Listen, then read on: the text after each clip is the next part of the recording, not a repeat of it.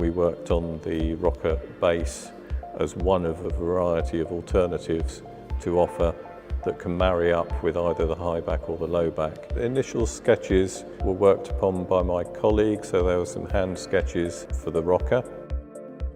And then we obviously moved on from that initial idea and developed it on our CAD system. We then built up the design and created the basis of a 3D CAD model.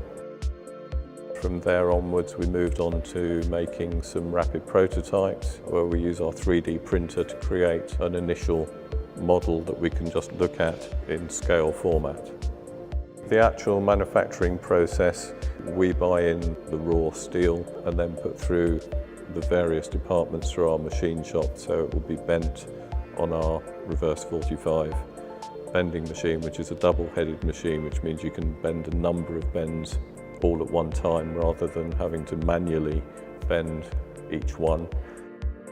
Once those bent parts are made, they'll be trimmed down to size and then they'll be set up in drilling fixtures. Once those parts are processed, we will bring the steel parts together into a welding fixture and assemble the frames. It will then go through our polishing department. The frame will go through on the conveyor in through the paint booths where the powder coat is applied to the frames, and then it will go through a curing tunnel where it's cured at around about 200 degrees C. Once it comes out of that curing tunnel, the frame will cool down and be ready to go into the upholstery division, where they will fit the upholstery sets to it. They'll put the foam on and then finish the final sewn covers. The thing I like most about the Juneo range is that it is actually creating quite a different feel of product to the type of products that Burgess is traditionally recognised for making. The way that we've treated it with the different fabric choices is breaking quite a lot of new ground for us.